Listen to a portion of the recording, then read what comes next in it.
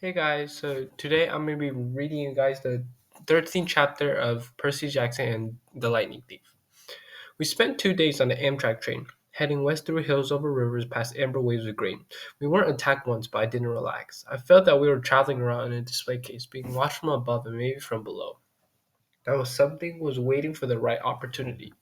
I tried to keep a low profile because my name and pictures were splattered across the front pages of several East Coast newspapers. The Trenton Register News showed a photo taken by tourists as I got off the Greyhound bus. I had a wild look in my eyes. My sword was a metallic blur in my hands. It might have been a baseball bat or a lacrosse stick. The picture's caption read, 12-year-old Percy Jackson wanted for questioning in the Long Island disappearance of his mother 2 weeks ago.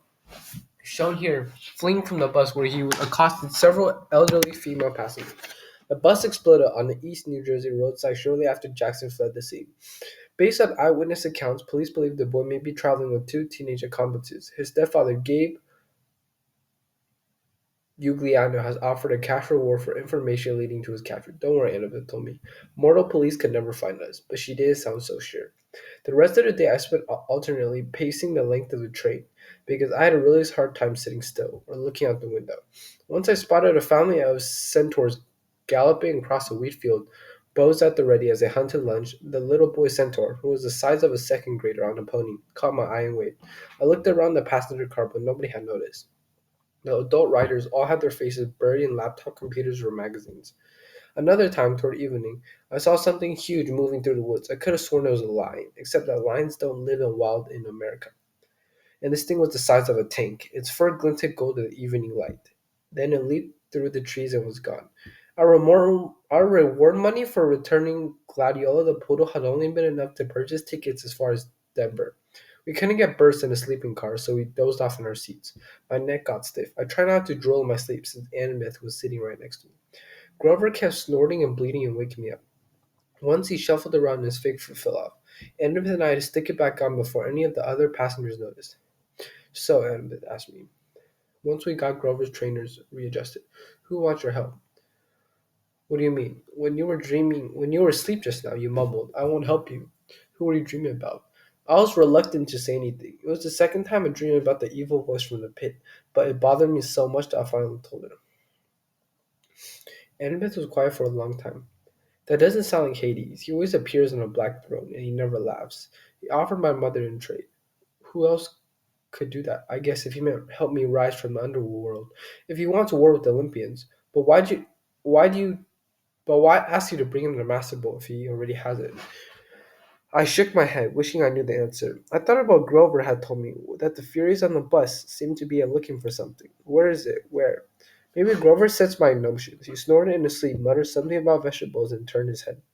Annabeth readjusted his cap so it covered his wounds. Percy, you can't barter with Hades. You know that, right? He's deceitful, heartless, and greedy. I don't care if his kindness weren't as aggressive this time. This time, I asked, you've run into them before? Her hands crept up to her necklace. She fingered a glazed white bead painted with the image of a pine trees, one of her clay and of summer tokens. Let's just say I've got no love from the dead of the underworld. Lord of the dead. You can't be tempted to make a deal for your mom. What would you do if it was your dad? That's easy, she said. I leave him to rot. You're not serious. Annabeth's gray eyes fixed on me. She wore the same expression she wore in my woods at camp, the moment she drew her sword against the hellhound.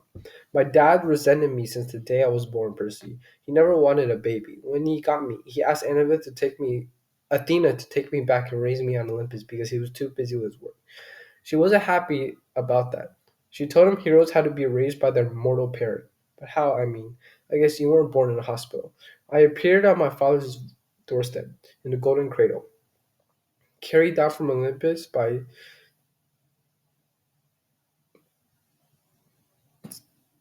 Zephyr the West Wind. You think my dad will remember that as a miracle, right? Like maybe he takes some digital photos or something. But he always talked about my arrival as if it were the most inconvenient thing that has ever happened to him. When I was 5, he got married and totally forgot about Athena. He got a regular mortal wife and had two regular mortal kids and tried to pretend I didn't exist. I stared out the train window. The lights of a sleeping town were drifting by. I wanted to make Annabeth feel better, but I didn't know how. My mom married a really awful guy, I told her. Grover said she did it to protect me, to hide me in the scent of a human family. Maybe that's what your dad was thinking.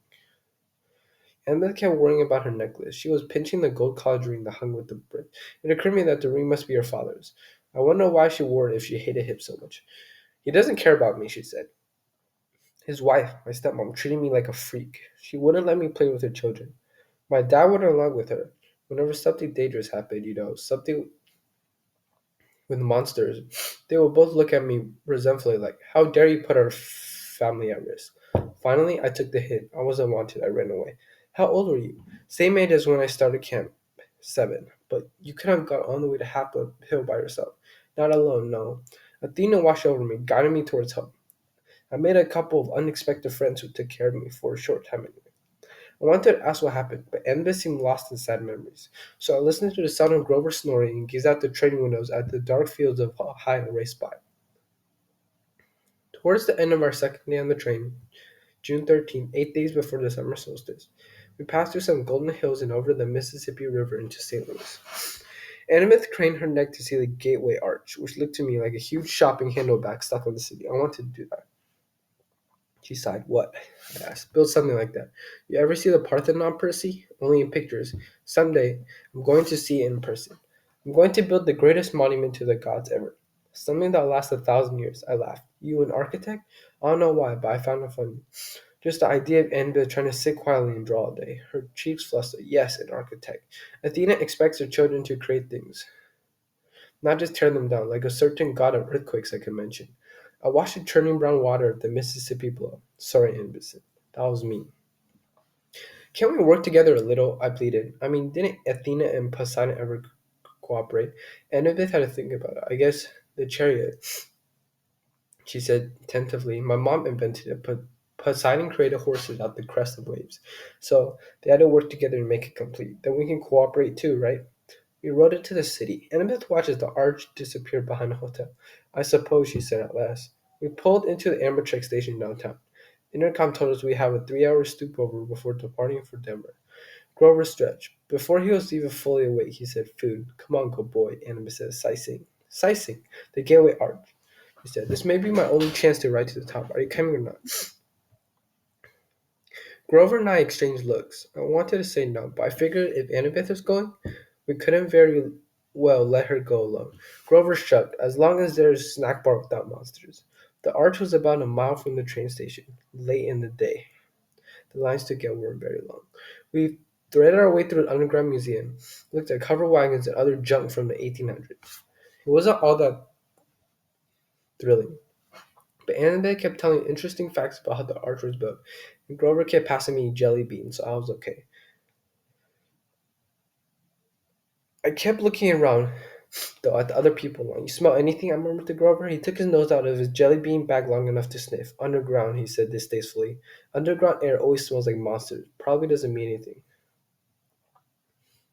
Guys, I said, you know the God's symbol of power? Annabeth has been in the middle of reading about the construction equipment used to build the arch, but she looked over. Yeah? Well, hey, Grover cleared his throat. We're in a public place. You and our friend downstairs. I'm right, I said. Our friend way downstairs. Doesn't he have a hat like Annabeth? You mean the Helm of Darkness? Annabeth said, yeah, that's a symbol of power. I saw it next to a seat during the Winter Solstice Council meeting. He was there? I asked. She nodded. It's the only time he's allowed to visit Olympus, the darkest day of the year. But his helmet is a lot more powerful than my invisibility hat. If what I've heard is true, it allows him to become darkness, Grover confirmed. He can melt into shadow or pass through walls. He can't be touched, seen, or heard. And he can radiate fear so intense it could drive you insane or stop your heart. Why do you think all rational creatures fear the dark? But then, how do we know he's not here right now watching us? I asked. Annabeth and Grover exchanged looks. We don't, Grover said. Thanks. That makes me feel a lot better, I said. Got any blue jelly beans left? I almost mastered my jumping nerves when I saw the tiny little elevator car we were going into to ride the top of the arch. I knew I was in trouble. I hate confined places. They make me nuts. We got shoehorned into the car with this big fat lady and her dog, a chihuahua with a rhinestone collar. I figured maybe the dog was seeing eye chihuahua because none of the guards said a word about it. We started going up inside the arch. I'd never been in an elevator that went in a curve, and my stomach wasn't too happy about it. No parents? The fat lady asked us. She had beady eyes, pointy coffee-stained teeth, a floppy denim hat, and a denim dress that bore so much that she looked like a blue jean built. They're below, Annabeth told her, scared of heights. Oh, the poor darlings, the chihuahua growled. The woman said, now, Sonny, behave. The dog had beady eyes, like its owner, intelligent and vicious. I said, Sonny, is that his name? No, the lady told me. She smiled as if that cleared everything up. At the top of the arch, the observation deck reminded me of a tin can with carpeting. Rows of tiny windows looked out over the city on one side and the river on the other. The view was okay, but there's anything I like less than a confined space. It's confined space 200 meters in the air. I was ready to go pretty quick. Anna kept telling about structural supports. She would have made the windows bigger, designed a see-through floor. She probably could have stayed up there for hours, but lucky for me, the park ranger announced that the observation deck would be closing in a few minutes.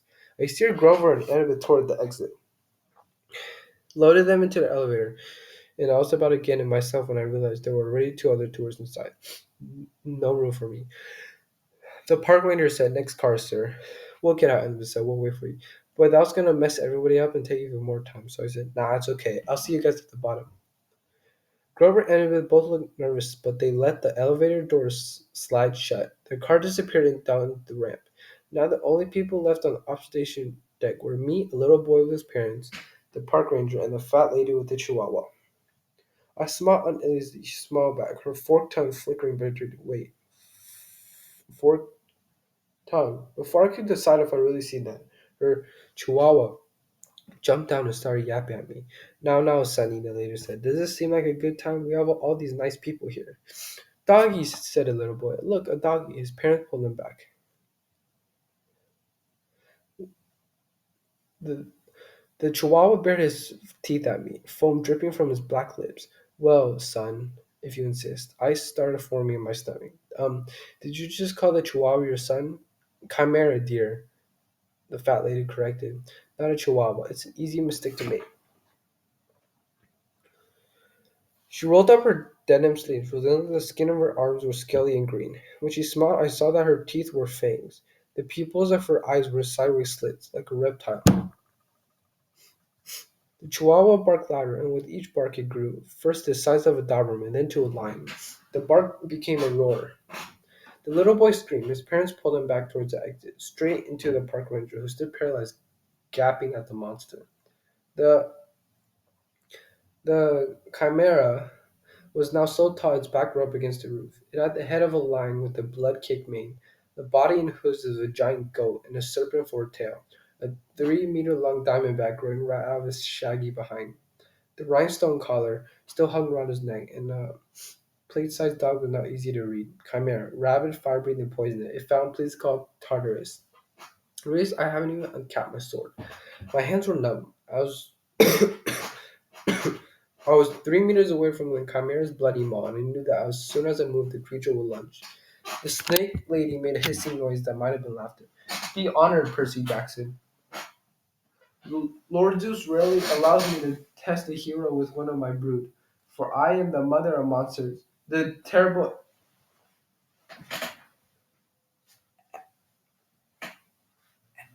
Echidna. I stared at her. All I could think of was, isn't that a kind of anteater? She howled, her reptilian face turning brown and green with rage. I hate it when people say that. I hate Australia, naming that ridiculous animal after you. For that, Percy Jackson, my son shall destroy you. The chimera charged, its line teeth gnashing. I managed to leap aside and dodged a bite. I ended up next to a family in the park ranger who were screaming out, trying to pry open the emergency doors. I couldn't let them get hurt. I uncapped my sword, ran to the other side of the deck, and yelled, "Hey, Chihuahua!" The chimera turned faster than I would have thought possible. Before I swing my sword, it opens its mouth, emitting a stench like the world's largest barbecue pit, and shot a column of flames straight at me. I dived through the explosion. The carpet burst into flames. The heat was so intense it seared off my eyebrows. Where I had been standing a moment before was a ragged hole in the side of the arch, with melted metal steaming around the edges. Great, I thought. We just blowtorched the National Monument. Riptide was now a shining blade in my hands, and as the chimera turned, I slashed his neck. That was my fatal blow. The blade smarted harmlessly off the dog collar. I tried to regain my balance, but I was so worried about defending myself against the fiery lion's mouth. I completely forgot about the serpent's tail, and it whipped around and sinks its fangs into my calf. My whole leg was on fire. I tried to jab Riptide into the chimera's mouth, but the serpent tail wrapped around my ankles and pulled me off balance. and my blade flew out of my hand, spinning out the hole in the arch and down toward the Mississippi River. I managed to get to my feet, but I knew I had lost. I was weaponless. I could feel deadly poison racing to my chest. I remember Conrad saying that had I Glusmos would always return to me, but there was no pen in my pocket. Maybe it had fallen too far. Maybe it only returned when it was pen form. I didn't know, and I wasn't going to live long enough to find out. I backed into the hole in the wall. The chimera advanced, growling, smoking, curling from his lip. The snake lady, Echidna, cackled. They don't make heroes like they used to, eh, son? The monster growled. It seemed no hurry to fish me off that I had been beaten. I glanced at the park ranger and found me. The little boy was hiding behind his father's leg. I had to protect these people. I couldn't just die. I tried to think, but my whole body was on fire. My head felt dizzy, and I had no sword. I was facing a massive fire-breathing monster and his mother, and I was scared. There was no place else to go. So I stepped to the edge of the hole, far, far below the river glinted. If I died, would the monsters go away? Would they leave the humans alone? If you are the son of Poseidon, Echidna hissed, you will not fear water. Jump, Percy Jackson. Show me that water will not harm you. Jump and retrieve your sword. Prove your bloodline. Yeah, right, thought. I read somewhere that jumping into water from a couple stories up was like jumping onto solid tar. From here, I splatter on impact. And the chimera's mouth glowed red, heating up from another blast. You have no faith, Echinita told me. You do not trust the gods. I cannot blame you, little coward. Better you die now. The gods are faithless. The poison is in your heart. She was right. I was dying. I could feel my breath slowing down. Nobody could save me, not even the gods. I backed up and looked down at the water. I remembered the warm glow of my father's smile when I was a baby. He must have seen me. He must have visited me when I was in the cradle. I remember the swirling green china that appeared above my head during the night I captured a flag, when Poseidon claimed me as his son. But this wasn't the sea. This was the Mississippi, dead center of the USA. There is no sea god here. Die, faithless one. Echina rasped, and the chimera set a column of flame toward my face. Father, help me, I prayed. I turned and jumped, my clothes on fire, poison coursing through my veins. I plummeted toward the river. So that was the 13th chapter of this book. And here's a summary. The Amtrak rain take Percy, Annabeth, and Grover to Denver.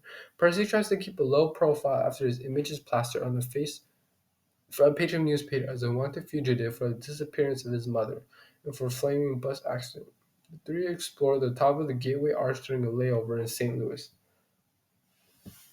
Percy waits at the top of the arch with the other tourists while Annabeth and Grover take the remaining seats on the elevator back down. A fat woman in Chihuahua confronts Percy and reveals that there are monsters trying to hurt him. The woman is the mother of monsters, a reptile-looking creature named Echidna. The Chihuahua is actually Chimera, a rabid, fire-breathing lion serpent. Chimera attacks Percy by plunging his serpent's fangs into Percy's legs and damaging the arc with a ball of fire. Percy feels defeated after he loses Riptide trying to defend himself and the other tourists. Echidna taunts him, saying if he truly believed he were the son of Poseidon, then he would jump into the water to save himself. Percy prays and jumps in the river. So today I'm going to be talking about theme. So what theme is an idea that recurs or pervades a work of art or literature, which is a book. So, for example, the theme of the short story, The Three Little Pigs, is that taking your time to do something pays off. And as you know, in the book, that the oldest pig took really long time to build his house, and that the wolf couldn't damage it, which shows that taking your time to do something pays off. That is the theme of the Three Little Pigs. So, what do you think is the theme of chapter 13 in the lightning theme? And you can think about it if you want. And that's all for today, guys. Thank you.